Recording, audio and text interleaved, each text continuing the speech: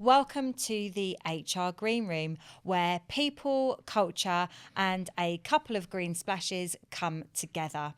I'm Louise Johnston. I am Head of Customer Success at Phase 3. And I'm James Proctor, Chief Operating Officer at Phase 3.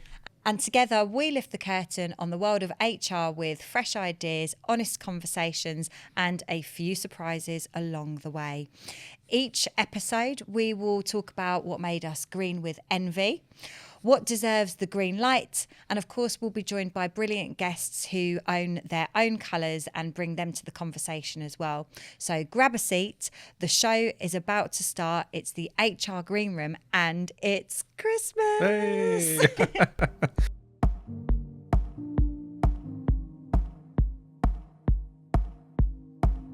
I feel like the obligatory bell wobble. Yeah, there's a bit of a story behind why I'm wearing this, you know.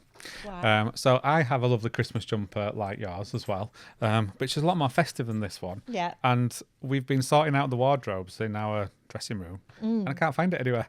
So I was told last night by my wife that I have to wear this stupid thing to make up for the fact that my jumper's not as festive as yours was going to be today. So yeah, I don't mind looking an idiot. I've got the stocking. I'm going to say I must have got the lump of coal this year because I haven't got a stocking, but you have. So yeah, I'll have to ring Santa and ask him why. So we're back, Christmas special, HR Green Room. Merry Christmas. Something quite festive about the three here. It's not quite a Christmas tree, is it? We've got a little one there. So we're going to be talking today about some Christmas horror stories, and boy, have we got a horror story. We've got horror stories. Excited. Yeah. And also a few Christmas miracles Yes. along the way as well. And as it's festive, it's that time of year. Shall we start with Christmas party horrors? Yeah. I know it's a cliche to talk about this in HR, isn't it? But we've had some experiences, not necessarily in the same business, in terms of Christmas parties, and other parties as well, to be fair. Yeah. And it's really interesting, isn't it, in terms of, are you a Below Deck fan? No. No, so I it's a guilty pleasure. I like Below Deck. And one of the things that captains generally say when they start a new season is, don't embarrass yourselves, don't embarrass the boat when you're out and about off duty. And I think that it's a really nice way of phrasing it, and that's the discussion you want to have with employees when you're out at a Christmas party as well. Well, it's funny, obviously Phase 3 have grown so much, and obviously we've had a number of Christmas parties together, and we'll talk about the Christmas party shortly. But it's after that one, I remember every year Assad will say the same sort of thing, you know, Yeah. have fun, but remember, you're not at university anymore. Yeah. Behave yourselves. Behave yourselves. Yeah. When I worked at a council, there was actually a fairly senior politician at the council. And whenever there was a party, I'm not naming names, but whenever there was a party, we had things like Pride Awards and things like that.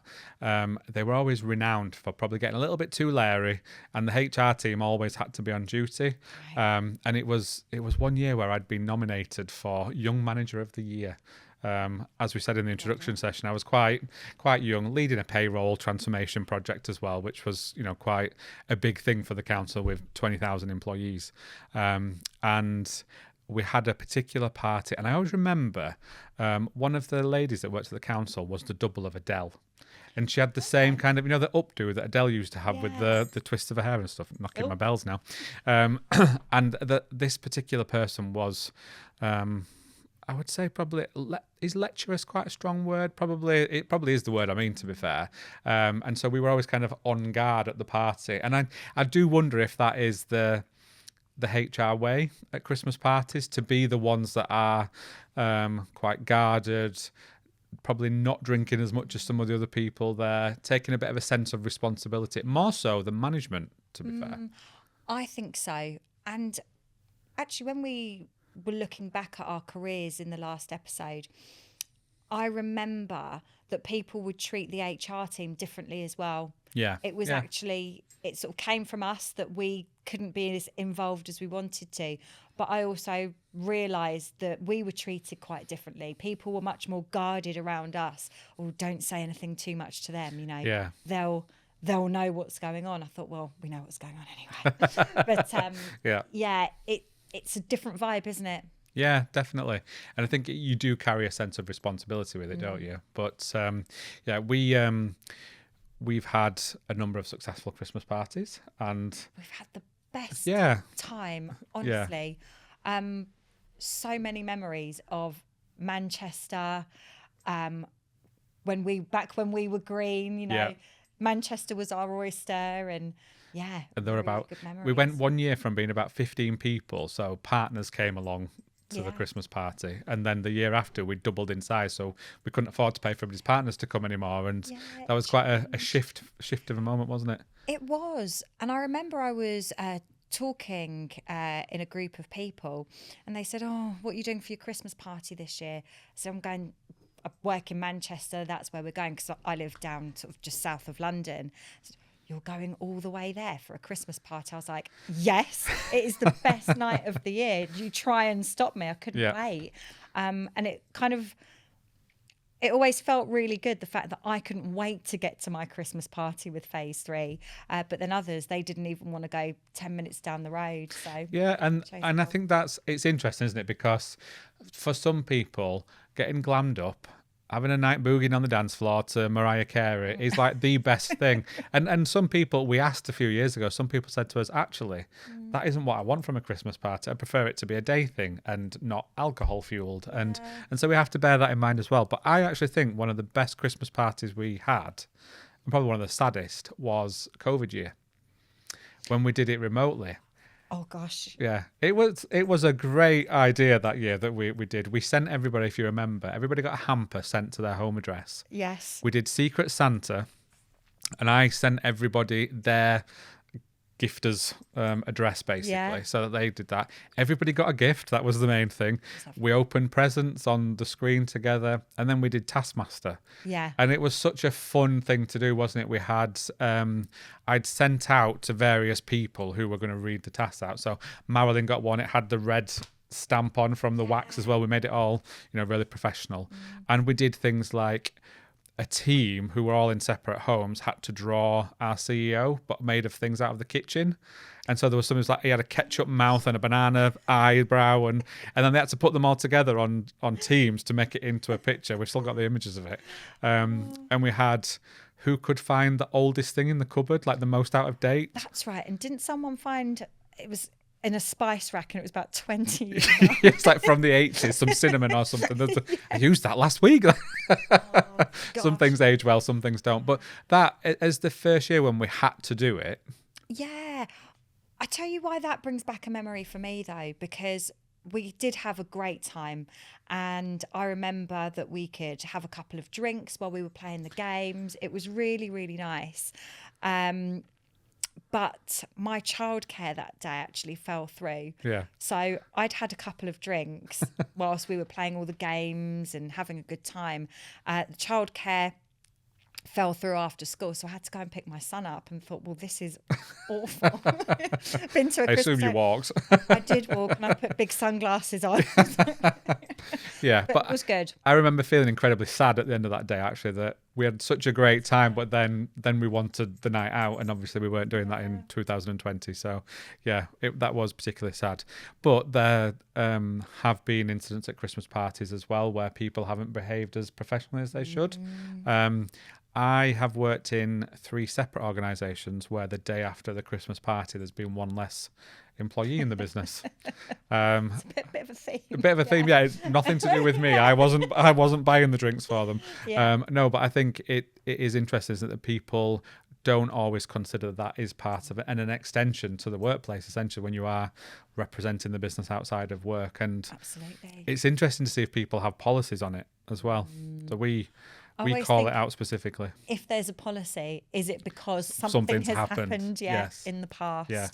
It remains to this day one of the most interesting, detailed and horrifying HR letters I've ever written to somebody the day after a Christmas party. And obviously I won't share the details, but if ever you're feeling sad and need a bit of a laugh or a reminder of why you work in HR, that letter is one to revisit.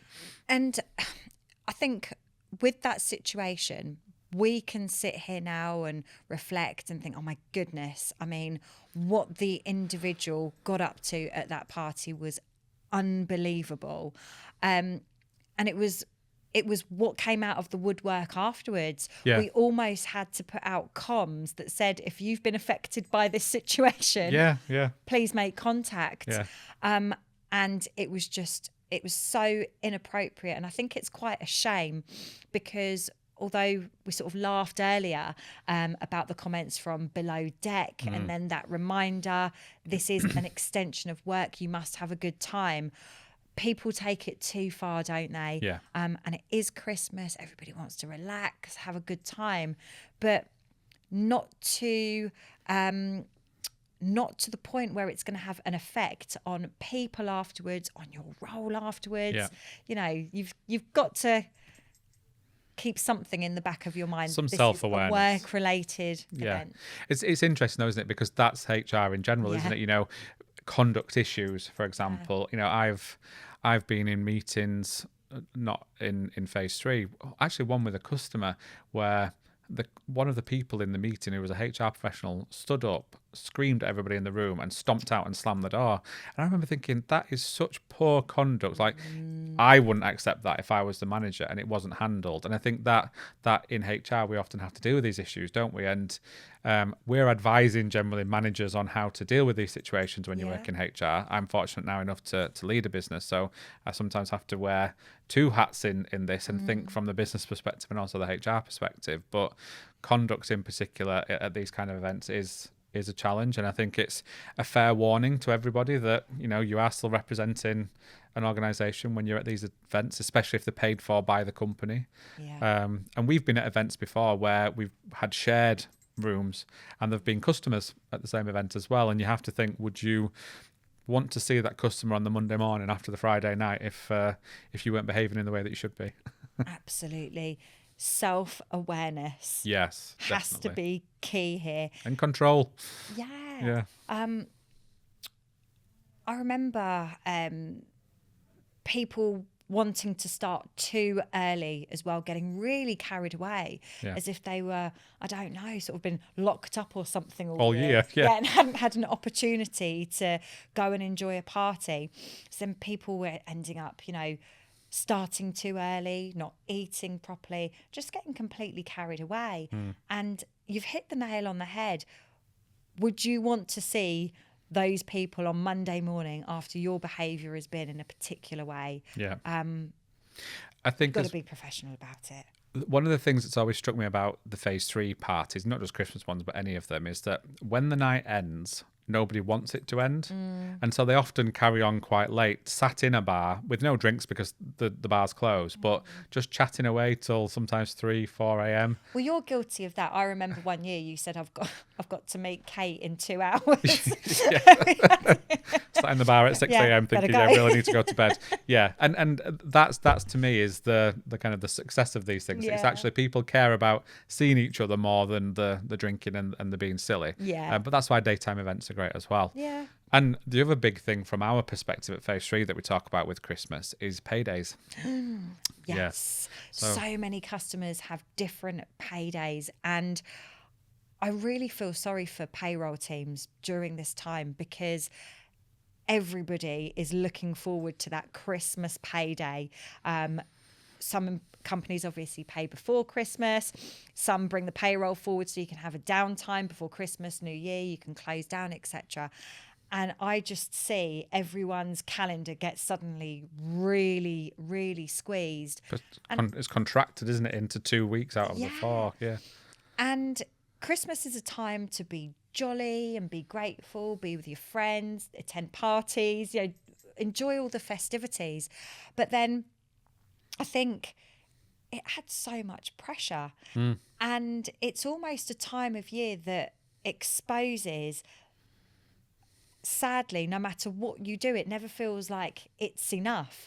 Because everything is compressed and amplified because it's stressful. People want to finish for Christmas.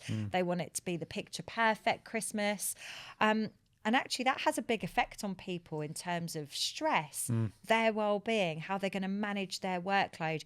They might have financial problems. There's things going on behind work or behind payroll that we don't necessarily think about or factor in to these compressed timelines. And I think it's really interesting as well, the number of people that do pay early at Christmas. It's something that at phase 3, we always used to pay our payroll early in December, but then we paid it early in January as well to make up for the fact, because there's nothing worse than a 7-week month. Yeah, 7 weeks in some years, wasn't it? Yeah. And since we've introduced earned wage access, we've stopped doing that. So it becomes a personal choice. You can draw down your salary before Christmas, or part of it before Christmas if you want. Or you can wait until actual payday, which was his last working day of the month. So I think this year it will be the 31st of December when we actually get paid. And we did a survey last year before we changed that and asked everybody, would you like to be paid early? And the vast majority of people said no. And I think it is because of the January factor. But and we also introduced the save as you earn. Yes. And I've purposely saved X amount every single month. And then when it comes to Christmas, I know that the savings are there. Yeah. If I saved them myself, I'd dip into it. Something would happen and I'd end up spending that money. But it's really good because then it's there and it's ready and we can have it within, a couple of hours. Yeah. I might need it actually because I'm going to go Christmas shopping later. While you're in Manchester. Yes, exactly. Yeah. No, I think from a payroll team perspective, as you said, it does add an awful lot of pressure. The other thing it adds pressure to is the banking network as well. Yeah. And in particular, we know BACS for the last few years, obviously we process hundreds of payrolls for hundreds of customers. Last year, the last day that you could pay before Christmas, Christmas Eve, 3 days prior when we were sending backs, or 2 days prior when you're sending backs, depending on who you use, the whole network ground to a halt. And we were uploading files and they were being rejected. And the payroll team at our side were really feeling the pressure of what if these backs files don't go? You've got until 10 p.m. on that day with the provider we use. And everybody's reporting the same. And it's because supplier payments, weekly payrolls, fortnightly payrolls, 4 weekly payrolls and monthly payrolls for the one time in a year, maybe other than Easter, are all being processed through BACS at the same time. And it does add a real bottleneck into the whole network. Does that make any difference to people that are maybe changing payroll or finance system? Because I remember I didn't work in payroll at the time, but back when I worked at the charity hospital, IT had changed something to do with security and a firewall, so the payroll couldn't get through. Yeah. So it wasn't the payroll issue on a Christmas Eve, it was an IT issue. Yeah. So do we recommend anything to our employees, our customers, around what to do with your system if you're changing around that Christmas period? I mean, automated upload of files is a norm these days. So if you are downloading a text file from a piece of software and uploading it into a different system to send backs, that's quite out of touch now. Generally, you are producing that, it's pushing it into the system automatically or to an SFTP site.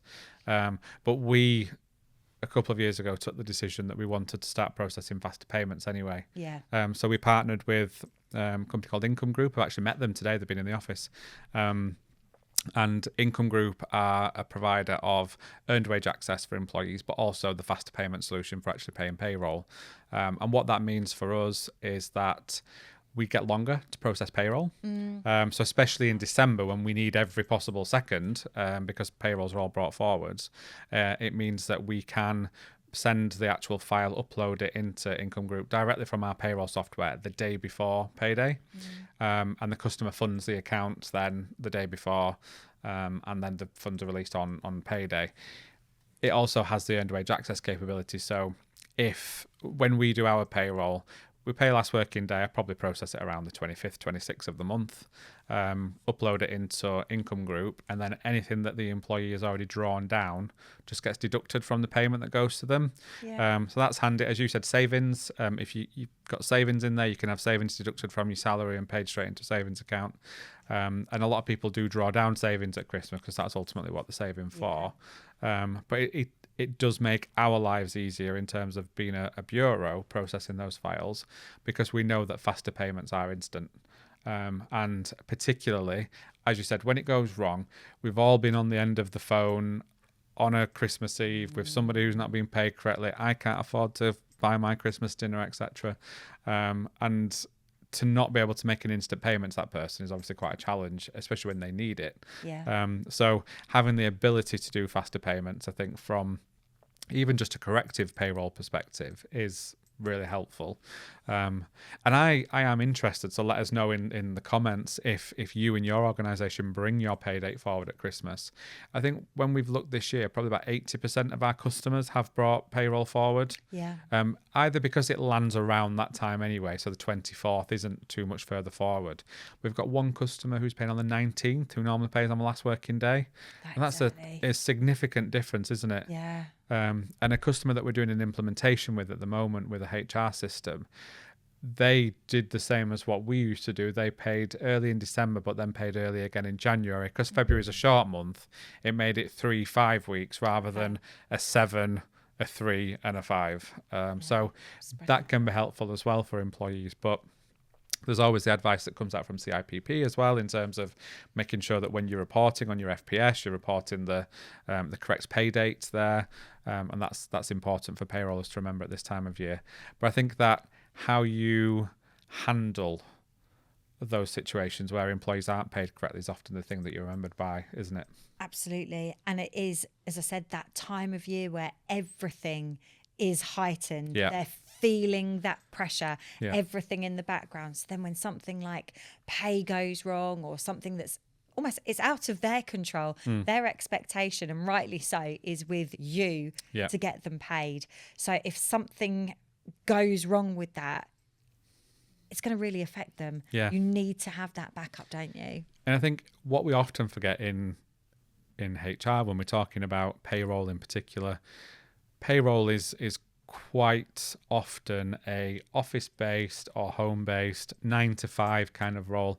Any payroller will tell you don't actually work 9 to 5 in payroll, because it's never the case. There's always something that requires a bit of extra effort. But there are a lot of people who don't work 9 to 5. So my other half's a nurse, and she's working Christmas day and night this year. She's on night shifts. There are lots of people who still go to work throughout that entire period who still rely on having the funds available to be able to get to work. And, we're obviously in a difficult times financially. And so not being paid correctly and then the payroll office closing down is also a real challenge for them, isn't it? So having those things in place where if somebody does need something, it can be sorted in the short term and corrected afterwards. Because a lot of payroll people do prefer that shutdown period at Christmas where they are able to take a break. And I think accuracy is really important as well. Going back to the hospital, I remember if you forgot to do someone's enhanced pay, or if their overtime payment was wrong, we did it all manually. That's a big deal normally, let alone if they've worked all over Christmas, like you say, Christmas night or Boxing Day, and then there's inaccuracy. I've worked Christmas, I've dedicated in some instances, my life, I've missed spending Christmas with my children to dedicate it to my work. If you are in nursing, something like that. So it's really important that payroll appreciate that too and make sure that they get it right for their pay after Christmas too, because it's that January pay slip that everyone is desperate to receive. Yeah. And I think that's where earned wage access actually gets a bit of bad press, doesn't it? Because people often see it and use it as payday loans. And that's something that, particularly with what we do at Phase 3, we try to promote that that's not the case. So you've mentioned save as you earn. If you know you've got a little bit spare that you can cope without, put that into savings and draw down from the savings pot rather than from what you've already earned. I probably have quite a traditional thing with money. I get paid, everything gets transferred out of my account. We have a joint account for households things, and then I don't keep in my current account all of the bill money. It drips back in just before the bill goes out. It's something I've always done, because if I see it there, then I might think it's there for me to spend. So I like to know that's my disposable income in this account with this card that I can pay for, and this money's already spoken for and it's all of my bills, so I know I can't touch it. Okay. For financial advice, contact James Proctor. Because mine is, you must have seen the meme, and it's like the aeroplane landing on the sea. What's it called? Aircraft carrier. Oh, yeah. Yeah, it's the plane that zooms in, it lands on the aircraft carrier and then straight back up, and it says, money entering and leaving my bank account. So. Yeah, it's something I've practiced for years, but I think that's now what I like to be able to do. So I put money in savings through Paystree as well, and I know what it's for, so it's for specific things. And if it's out of sight, it's out of mind. I think that's a really simple mindset, that you've got it there. And I think there are some really useful tools in payroll these days where, for example, if you've just paid back your student loan or your postgraduate loan, it will prompt you and say, you've just finished repaying this. You've been coping without that money all those years. Instead of having it to spend, do you want to put some of it at least into savings? Or you've had a 5% salary increase. Would you want to put 2.5% into savings where you've not had it before? And I think these are the things where payroll professionals in particular can help guide employees with these things through the software and the systems that we have access to. And somebody said to me when we did bonuses a couple of years ago, obviously they'd not had that money before, so they put that into savings, and then their boiler broke over Christmas, and they really appreciated the fact that they didn't have to put it on a credit card. They'd sidelined that money that they'd coped without, were able to get the new boiler sorted with that and draw it down immediately from the earned wage access provider. Yeah, interesting, isn't it? So we need to move on to one of our features today. So in terms of the green light, so obviously we're near Christmas. What would you like to give the green light to over the Christmas period, either at Phase 3 in your team or with a customer? I think green light to festive cheer, remembering that we are all doing our best. It is this time of year, this is the third time I've said it, where things get tense. There is so much pressure to have the perfect Christmas. I actually really like the Tesco's advert this year, because isn't it all the snippets of not so good Christmases? But there is so much pressure. Everybody is dealing with their own stuff in the background, but also desperate to have, that good Christmas as well. So the green light is remembering that we are all human, we are all doing our best, and to take a step back, enjoy Christmas for what it is. Yeah. I think that's sage advice, sticking with the green theme. It is definitely a time that can be more anxious for people, isn't it, as well? And a time when you compare to others a lot. In terms of, I've only got this and I can see what they've got. And as you said, everybody's in the same position, really, aren't they? Some people might have a better Christmas than others. Other people have a better New Year than others. There's all different things. I really want to give the green light to a break over Christmas.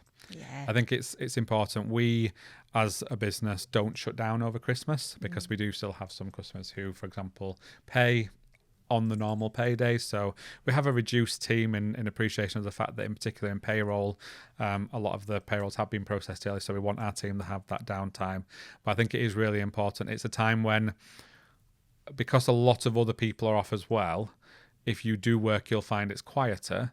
So if you don't work, you tend to not come back to a load of emails and a load of noise from customers and colleagues. So anybody who can, even if you don't celebrate Christmas, enjoy the break and have the downtime, because let's face it, right now we're all so busy in the world and it's so bright and chaotic and loud. That bit of rest over that period is hopefully well received for everyone. It is. And, the rest of nature is in hibernation in winter. It's almost the worst time. It's okay if you're in Australia and it's the peak of summer for Christmas, but it's almost like this is the worst time naturally to have all of these festivities and all of the pressure that we've spoken about with Christmas. So controversially, I love November, December, January. I love when it's dark. I think you can sleep better. It's cooler. It's more comfortable. Don't get me wrong. You can probably tell my sun-kissed skin. You can say that you've been on holiday. I've just been on holiday. But at the same time, when I'm at home, I love the fact that we've got the heating on. It's nice and cozy in the house. It's horrible outside. And there's nothing better, I think, than those days when it's freezing cold, but it's clear blue skies and you go out for a walk and you feel it in your ears and your cheeks. But at the same time, you're out in nature and it's sunny and positive. You're saying that now. I feel like we need a proper real fire. I'm sure Zara can edit one in. Brilliant. Okay. And I think, Louise, that's about it for today. We're out of time, aren't we? Christmas special done. I know. Well, Merry Christmas, James. And to you. Thank you. And Merry Christmas to everybody that has taken the time to listen or watch our podcast. So thank you for joining us here at the HR Green Room. We'll be back with more honest conversations, brilliant guests, and of course, our weekly Green with Envy and Green Line moments. So don't forget to subscribe, share, and join in the conversation. And until next time, keep giving the green light to what matters most, and Merry Christmas. Merry Christmas.